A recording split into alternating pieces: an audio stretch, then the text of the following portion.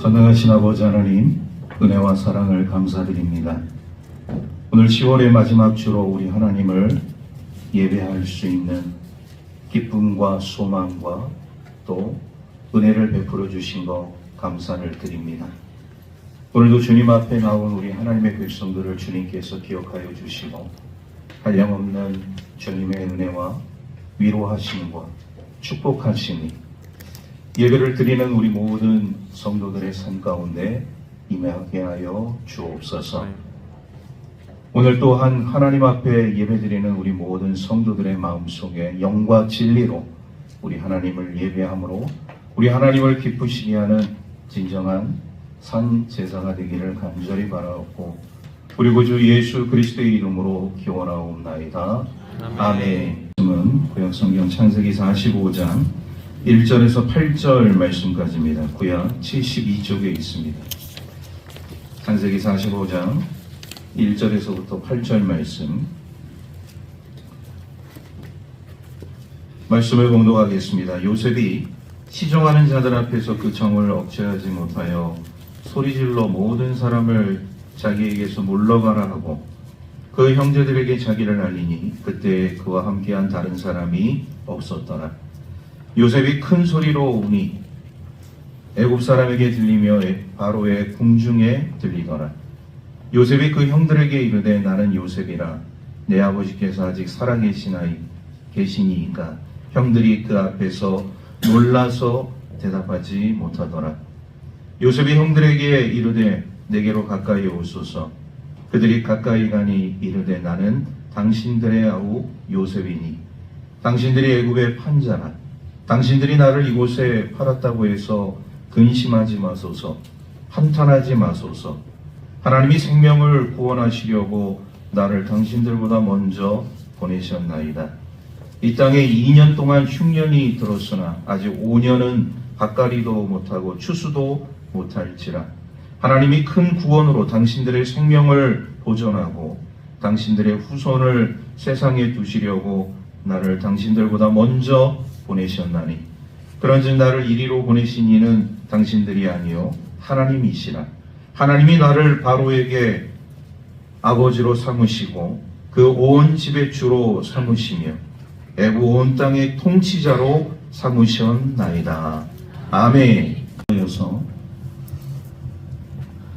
이 요셉의 마음이 아주 절정에 지금 치닫고 있음을 우리가 보게 되었습니다. 오늘 이제 45장 1절에서부터 이 8절에 있는 이 말씀들을 우리가 살펴보게 되어질 때 이제 그 모든 그 지난날에 요셉에게 이제 쌓였던 그 감정들이 한순간에 이제 폭발하게 되어진 그런 모습을 우리가 보게 되어져요. 그 전에 있는 그 여정들, 지금 이제 요셉이 자신의 그런 어떤 이제 정체를 드러내고 내가 바로 요셉입니다.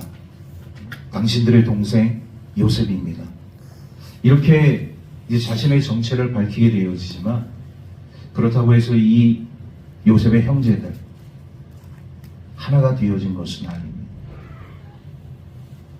이 하나가 되어지는 이 과정 속에 오늘 이제 이 말씀 속에 우리가 살펴보고 또 깨닫는 것이 있는데 그것은 바로 하나님의 뜻이 담겨져 있고 그 하나님의 뜻을 요셉의 그 신앙 고백을 통하여서 형제들에게 선포를 하게 되어짐으로 인해서 진정한 하나가 되어지는 이런 놀라운 이 장면을 우리가 보게 되어집니다. 오늘 우리 주신 주님의 말씀을 통하여서 우리 함께 은혜 받는 저와 여러분들의 삶이 되기를 주의 이름으로 축복합니다. 그럼 우리 유다라는 사람을 좀 더 주목해 볼 필요가 있어요. 유다가 그 최후의 순간에 베냐민의 곡식자루에서 은장과 그리고 돈꾸러미가 나오게 되었을 때 자신도 놀랐고 형제들도 놀랐겠지만 이미 고향 땅에서 떠나오기 전부터 아버지 야곱과 한 약속이 있잖아요. 아버지 혹시 베냐민의 신변에 무슨 일이 생기면 제가 담보가 되어져 제 생명의 담보가 되어져서 반드시 베냐민을 제가 책임지겠습니다. 그런 아버지와의 그 약속을 이미 유다는 하고 왔기 때문에 그의 삶 속에서 이런 일이 지금 이 벌어진 거에 대해서 참 기가 막힌 상황이지만 그 기가 막힌 상황 속에서 유다가 자신의 배다른 동생 베냐민을 책임지겠다는 그 말, 사실 이 믿음이 없이는 불가능하다는 것을 우리가 지난 시간에 함께 살펴봤어요.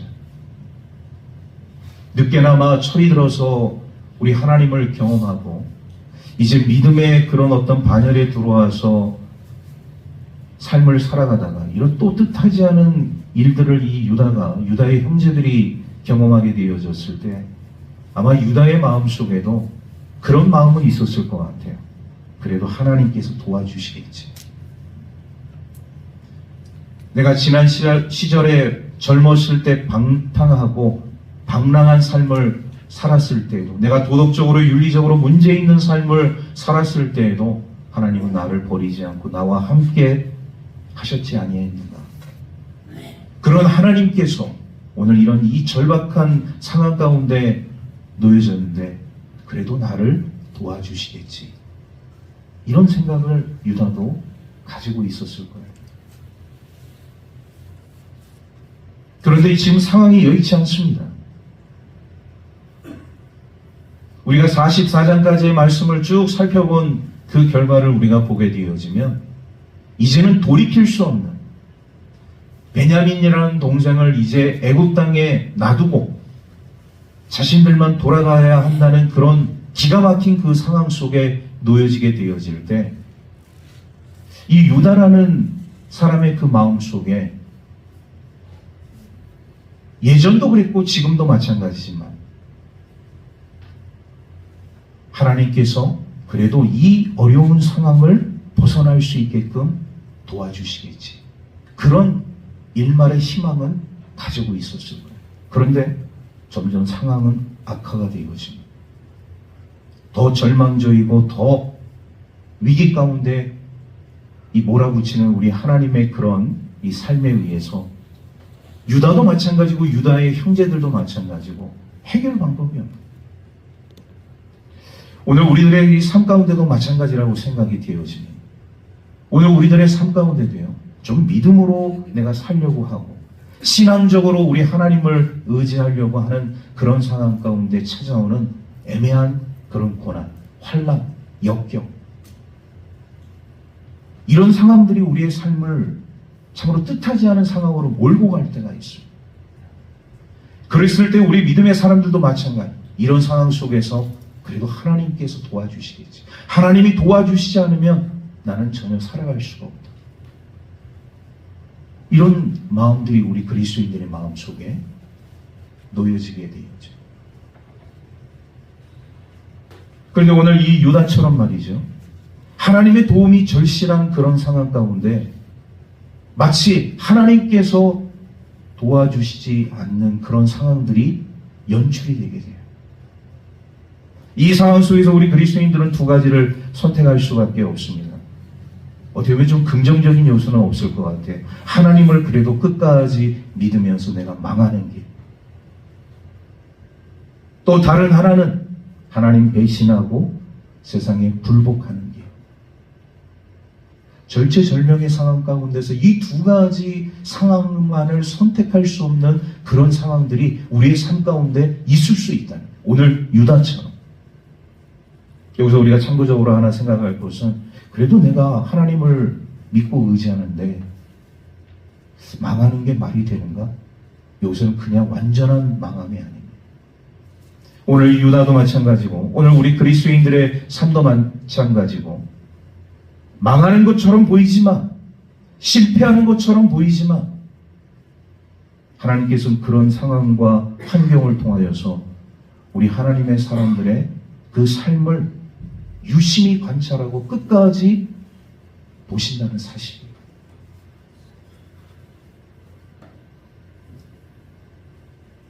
유다는 이런 기가 막힌 상황 가운데서 전자를 선택하게 되어지면, 나는 그래도 하나님을 의지하고 하나님을 붙들고 망하겠다. 왜 그렇습니까? 베냐민이라는 동생을 포기하고 갈 수도 있잖아. 내가 먼저 살고 봐야지. 아무리 내 동생이 귀하고 아름다운 존재라 할지라도 내 목숨이 한순간에 사라진다고 하면 아무 의미가 없지 않은가 하고서 베냐민을 애굽에 놔두고 자신의 형제들과 함께 고향 땅으로 돌아갈 수 있는 기회가 얼마든지 있었어. 그런데 유다는 그 길을 선택하지 않습니다.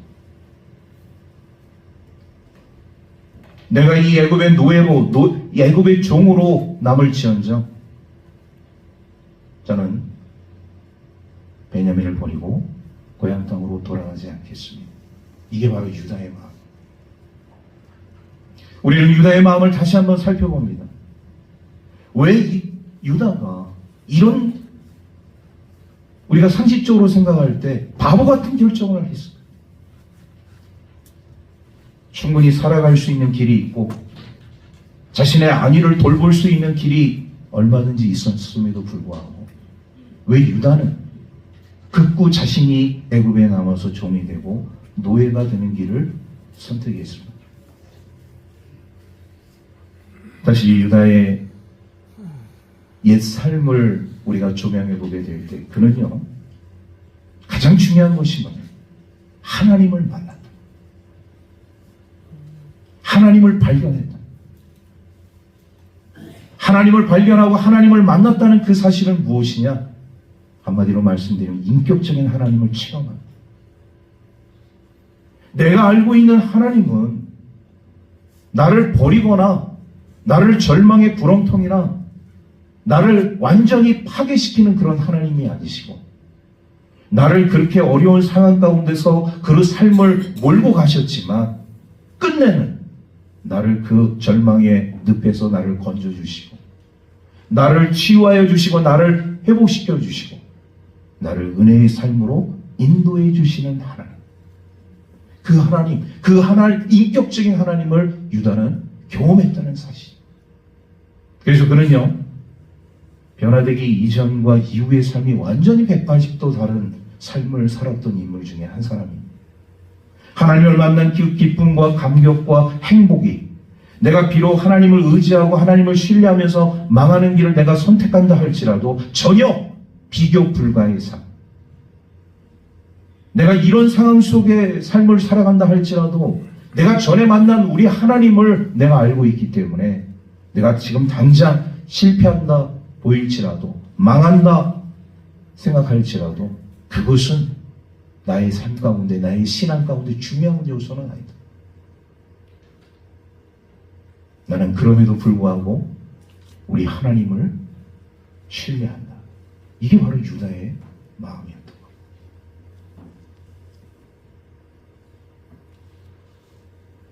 마치 우리 다니엘의 세 친구처럼 사드락, 메삭, 아벳느고가 그 바벨론의 포로로 친구되는 다니엘과 함께 끌려가서 그 황제의 신상에 절하지 않는다는 그런 누명을 쓰고 평소보다 7배 뜨거운 풀무불, 오늘날로 얘기하면 용광로 속에 그 3명의 사람들이 들어가야만 하는 그 절체절명의 상황 가운데서도 하나님께서 우리를 반드시 살리시겠지만 그렇지 아니한다 할지라도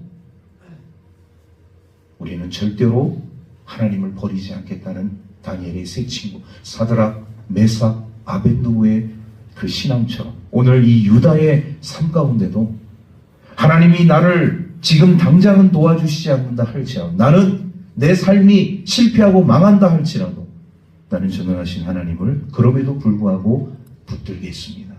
의지하겠습니다. 주님과 함께 하겠습니다. 그 고백인 거예요.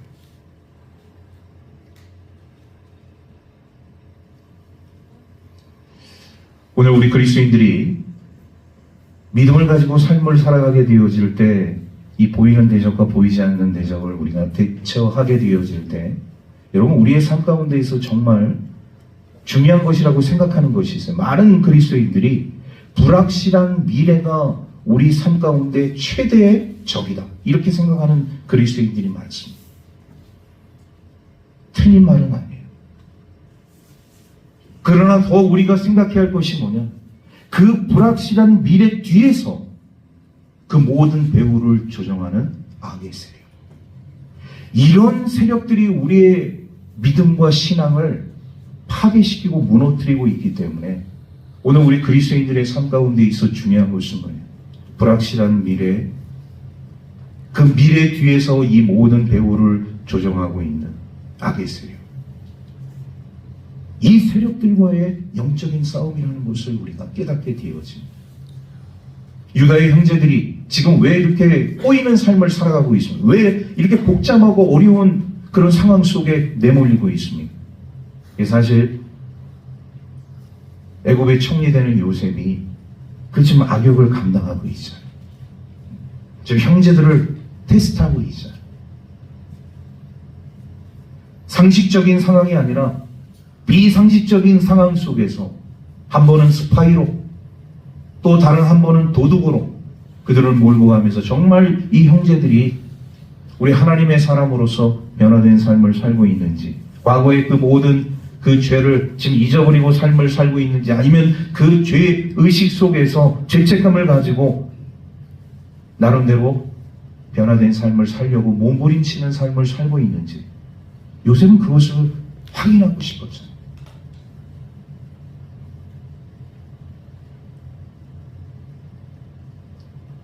그런데 이 요셉의 그런 삶 속에서 보여지는 것이 어떤 모습이 보여졌느냐? 바로 이 유다의 고백. 우리 지난 시간 함께 말씀을 살펴봤던 이 유다의 고백. 요셉의 분신과 같은 베냐민을, 그 목숨을 자신이 책임지겠다는, 나의 생명의 담보로 생각할 정도로 우리의 베냐민을 내가 책임지겠다는 그 말 한마디가 요셉의 마음을 강하게 요동치게 만들었다는 사실입니다.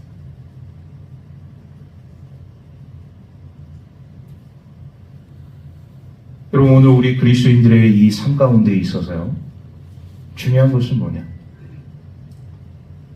그럼에도 불구하고의 신앙인 거예요. 할렐루야. 그럼에도 불구하고의 신앙. 하나님이 당장 나를 도와주지 않고 하나님이 당장 나와 함께 하시지 않는 그런 모습이 나의 삶 가운데 비칠지라도, 하나님, 저는 절대로 우리 하나님을 배신하거나 하나님을 버리거나 하나님을 외면하는 삶을 살지 않겠습니다. 이런 고백, 이런 신앙, 여러분, 이런 믿음과 이런 신앙을 갖고 있어야 우리가 끝까지 갈 수가 있는 거예요. 이런, 그럼에도 불구하고의 신앙을 우리가 가지지 않으면 사실 우리는 끝까지 갈 수가 없습니다. 내 생각대로 내가 삶을 살아온 그 경험에 의해서 다 되어질 것 같지만 되어지지 않는 거예요. 그런 상황 속에서 우리 하나님의 사람들은 바로 이 유다의 그 결단, 유다의 이 결정과 같은 이런 살아있는 믿음, 이런 믿음을 우리가 가질 수 있기를 주의 이름으로 축복합니다. 자, 이렇게 유다의 고백이 있은 이후에 나타나는 놀라운 사건이 일어나게 되어져요. 자, 오늘 말씀, 우리 1절 말씀을, 1절과 2절 말씀을 연이어서 우리 함께 다 같이 읽겠습니다. 시작. 요셉이 시정하는 자들 앞에서 그 정을 억제하지 못하여 소리질러 모든 사람을 자기에게서 물러가게 하고 그 형제들에게 자기를 알리니 그때 그와 함께한 다른 사람이 없었더라. 요셉이 큰 소리로 우니 애굽 사람에게 들리며 바로의 궁중에 들리더라. 아멘. 여러분, 오늘 1절 말씀을 보면 이제 요셉이 자기의 정체를 드러냅니다. 형제들 앞에서, 형님들이여, 제가 요셉입니다. 그 정을 억제하지 못했다고 말씀을 하고 있어요. 지금까지 요셉은 참고 또 참아왔습니다. 20년 동안, 아니 자신의 어떤 인생 가운데서 이 가장 20년이라는 시간이 제일 힘들고 어려운 순간이었어요. 그런데 그는요, 노예로 팔려오면서 종으로 삶을 살아가면서 목 놓아 울어본 경험이 없어요. 자신의 감정을 표출한 모습이 없습니다. 꾹꾹 참은 거예요. 감정을 억제한 거예요. 슬픔을 누른 거예요.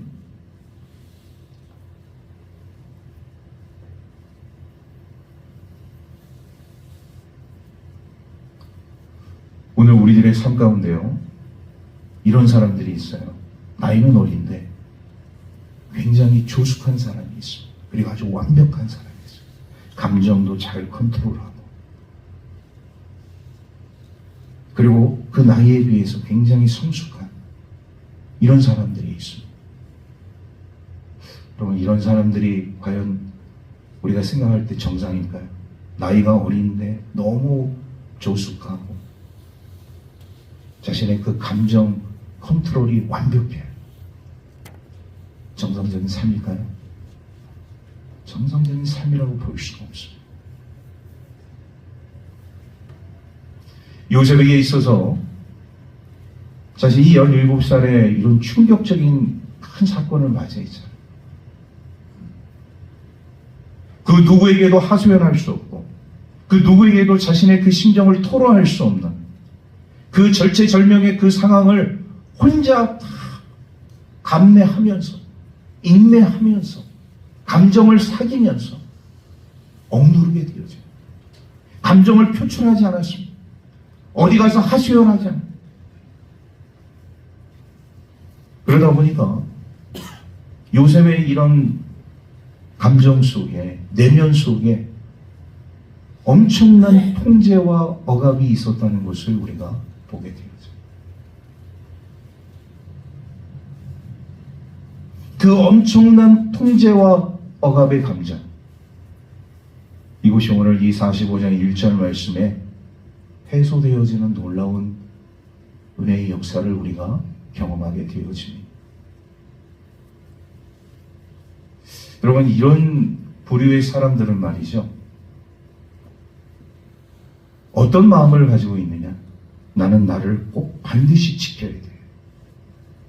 나는 절대로 다른 사람에게 약한 모습을 보여서는 안 돼. 이런 강한 자의식, 강박관념이 스스로의 삶 가운데서 하나의 덩어리가 되어져서 그거를 나를 제어하고 나를 통제하고 나를 지배하고 있기 때문에 다른 사람이 그런 모습을 보여주기 싫은 거예요. 그런 감정을 쉽게 노출하기를 꺼려하는 거예요.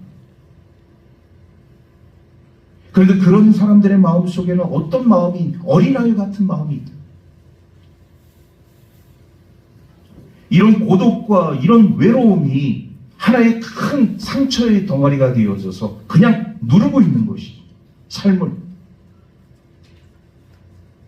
요셉이 지금 그런 삶을 살아왔다.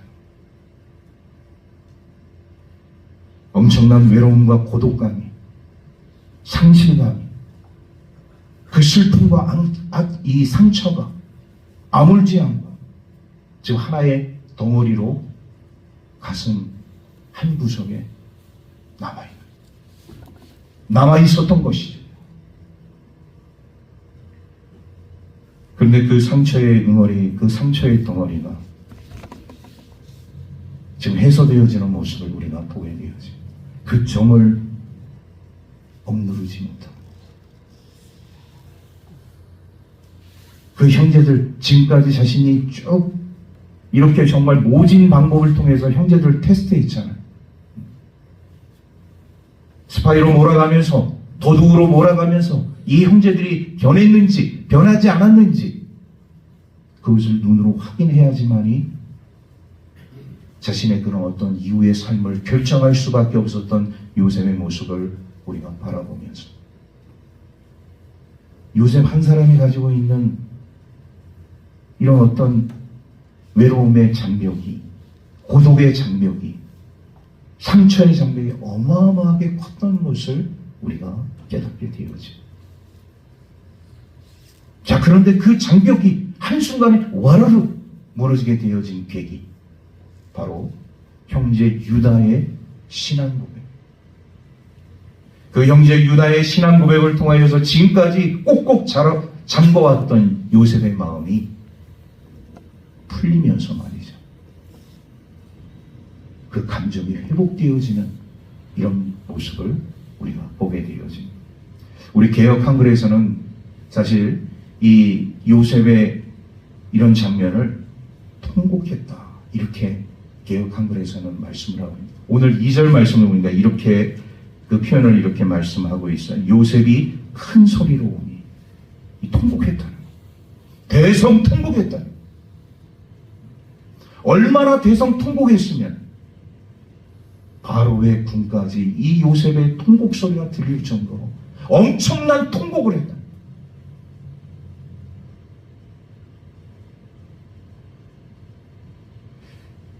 우리 이지훈 지사님 자료 화면 하나 보여주시죠. 여러분들에게 하나의 그 자료 화면을 좀 보여드릴까 합니다.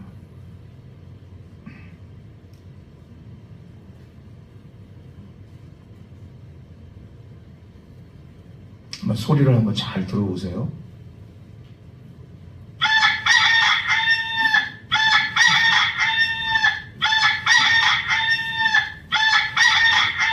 됐습니다. 네, 됐습니다. 여러분, 이 소리는 무슨 소리입니까? 닭 우는 소리. 여러분, 우리 성경에서 이 닭 우는 소리가 들리면 굉장히 마음이 아파서 울었던 사람이 있습니다. 누구일까요? 베드로. 예수님의 수제자 베드로. 예수님이 그렇게 말씀하셨잖아요. 닭이 2번 울기 전에 너는 나를 3번 부인할 것이다. 그 말씀이 베드로의 이 마음속에 꽂히면서 닭이 울 때마다 베드로는 통곡할 수밖에 없었다. 제가 왜 이 숱하게 닭 울음소리를 들려드리느냐? 물론 요셉이 이렇게 닭소리를 내면서 울었다는 거 아니에요. 큰 소리를 내면서 아마 베드로가 우리 주님을 생각하면서 대성 통곡한 것처럼 지금까지 형제들에 대한 그 쌓인 그 감정들, 그 외로움, 그 고독, 그 슬픔, 그 상처, 그것이 한 번에 폭발한,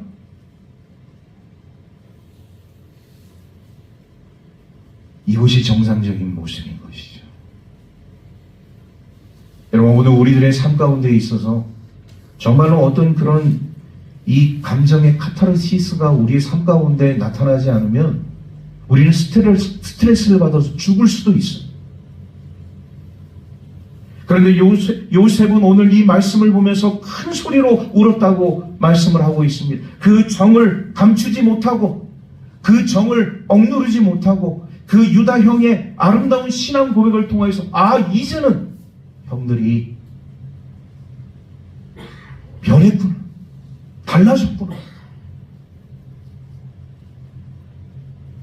그 모든 쌓였던 아픔과 슬픔과 괴로움의 감정들이 이 큰 소리를 내면서 대성통곡하면서 다 해소가 돼요. 여러분, 오늘 우리 그리스도인들의 삶 가운데 있어서 이런 깊은 절망감과 고독함과 외로움과 슬픔과 괴로움들이 우리 안에 쌓여 있다면, 혹시라도 그것이 우리 가정의 구성원으로 인하여서 나에게 찾아오는 그 아픔과 상처의 덩어리라면, 우리 주님의 말씀으로 우리가 위로를 받으면서 대성통곡해야 할 줄로 믿습니다. 하나님의 말씀이 우리의 감정을 건드리면, 하나님의 말씀이 우리의 폐부를 찌르게 되어지면 우리는 통곡할 수밖에 없는,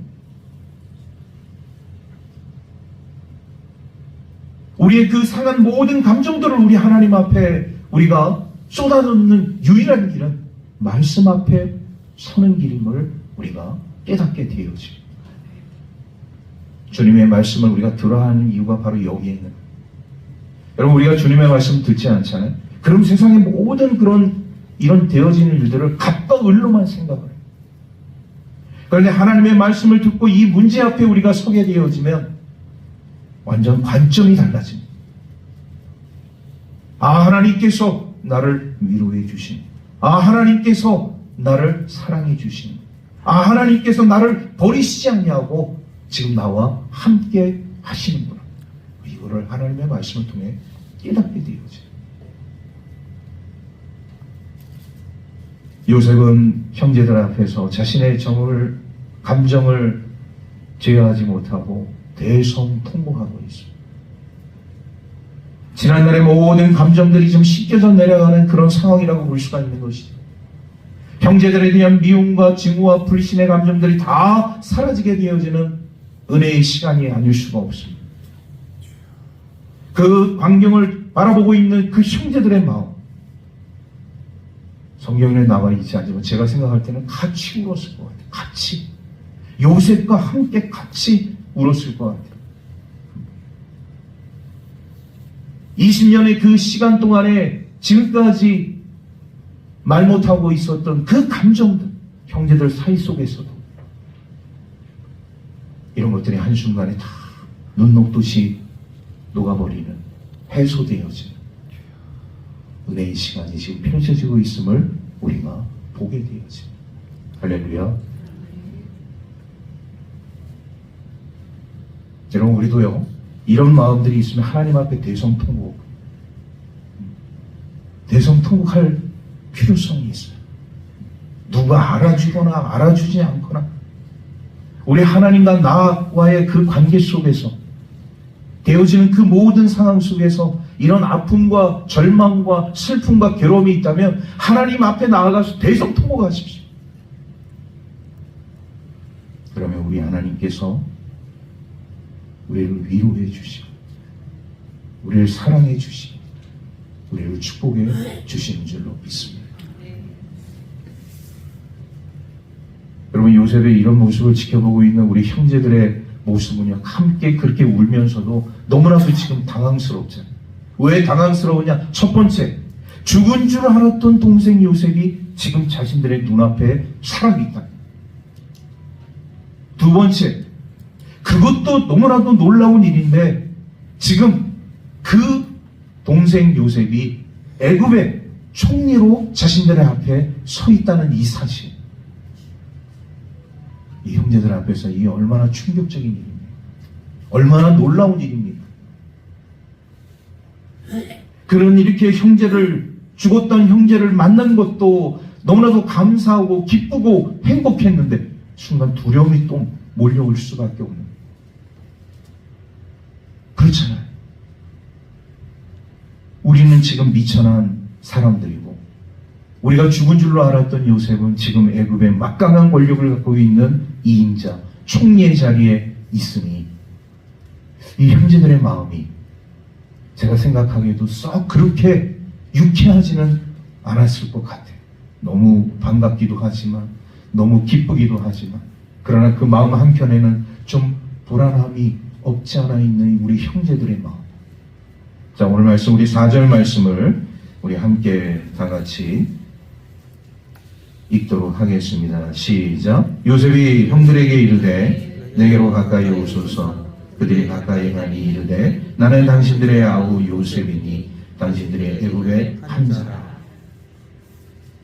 우리 5절 말씀까지 같이 읽겠습니다. 시작. 당신들이 나를 이곳에 팔았다고 해서 근심하지 마소서. 한탄하지 마소서. 하나님이 생명을 구원하시려고 나를 당신들보다 먼저 보내셨나이다. 아멘. 우리가 4절, 5절 말씀을 읽으면서 그렇잖아요. 너무 기쁘고 반갑고 행복한데 우리가 5절 말씀을 우리가 보면서 형님들 근심하지 마십시오. 왜 근심하지 말라고 얘기했겠어요? 형님들 한탄하지 마십시오. 왜 한탄하지 말라고 얘기했겠어요? 우리가 버렸던, 우리가 노예로 팔았던 그 동생 요셉이 지금 살아있는 것도 너무나도 당황스러운데 너무나도 충격적인 일인데 그가 지금 애굽의 총리야. 순간 여러 가지 주마등처럼 자신의 뇌리를 스치는 형제들의 뭔가가 있지 않겠어요? 그러니까 좀 뒤로 물러서려고 하는 그 형제들을 가까이 오라고 부르면서 근심하지 마십시오. 한탄하지 마십시오. 그러면서 아주 중요한 말을 후반절에 하게 되어집니다. 제가 다시 한번 5절 후반절을 다시 읽겠습니다. 하나님이 생명을 구원하시려고 나를 당신들보다 먼저 보내셨나이다. 아멘. 요셉은요, 형제들을 이렇게 안심시키면서 제일 중요한 말을 지금 선포하고 있는 거예요. 하나님이 생명을 구원하시기 위해서 당신들보다 먼저 나를 이곳에 보내셨다.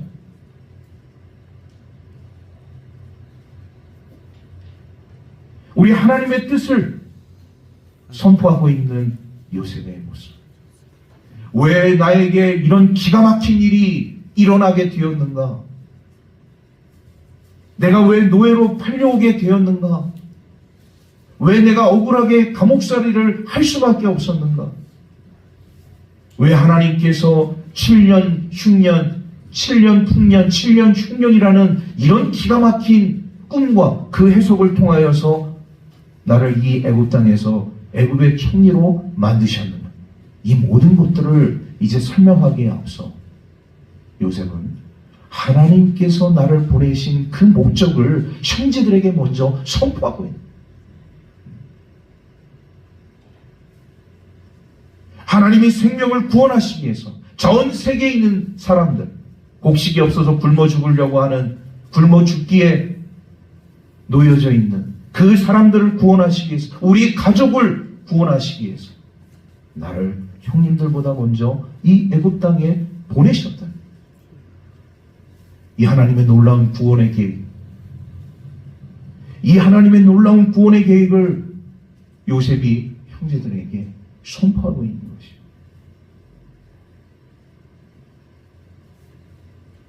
놀라운 일이 아닐 수가 없습니다. 여러분, 오늘 우리 그리스도인들이 삶을 살아가면서 이 하나님의 뜻을 구하는 삶을 살아간다는 것이 이게 참 쉽지 않잖아요. 요셉의 인생 가운데서 이런 기가 막힌 삶들이 나타나게 되어지고, 야곱의 그 아들들의 삶 가운데서도 이런 기가 막힌 삶이 나타날 수밖에 없는 이런 상황들을 과연 우리 사람들이 얼마나 예지력이 있으면, 판단력이 있으면 이거를 다 알아갈 수 있겠습니까? 알아갈 수 없다. 그런데 하나님은요, 이 모든 상황들을 하나님의 구원 계획에 포함시켰다. 그 중심에 요셉이라는 사람을 세우셨고, 그 요셉을 통하여서 전 세계 사람들을 구원하고 가족을 구원하는 이런 놀라운 하나님의 은혜를 보여주셨다는 사실. 말씀을 정리합니다.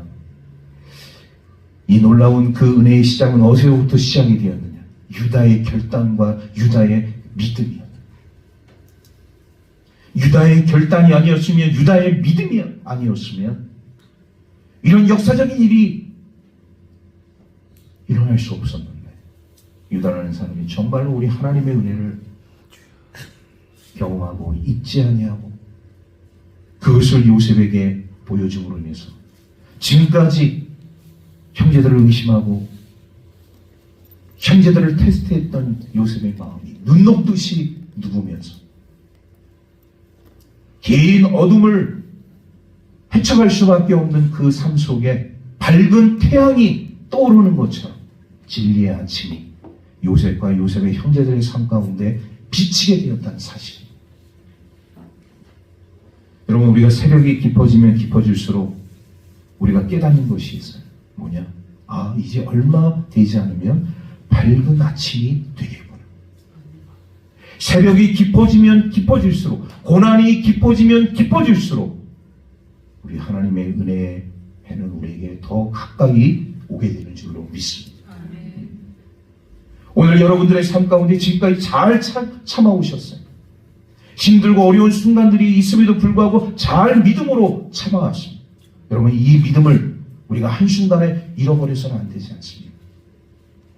지금까지 끝까지 지켜온 이 믿음, 우리가 천국 가는 그날까지 항상 우리가 지키면서 소유하면서 정말 그 깊은 새벽이 깊어지면 깊어질수록 찬란한 아침이 우리에게 다가오는 것처럼 우리 신앙을 살아가는 신앙생활을 하고 있는 우리 모든 하나님의 백성들의 삶 가운데 이런 소망의 아침, 이런 축복의 아침이 저와 여러분들의 삶 가운데 환히 비출 수 있는 하나님의 자녀들의 삶이 되기를 주의 이름으로 축복합니다.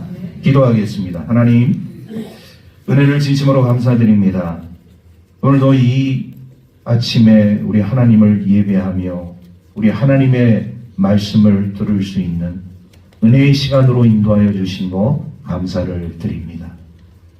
오늘 이 요셉의 삶 가운데 나타나고 있는 이 기가 막힌 상황들을 우리가 말씀을 통해서 바라보게 되어질 때 우리 하나님의 뜻이 얼마나 크고 넓고 그리고 우리 하나님의 뜻이 얼마나 광대하신 것인가를 주의 말씀을 통해서 우리에게 알려주시니 참으로 감사를 드립니다.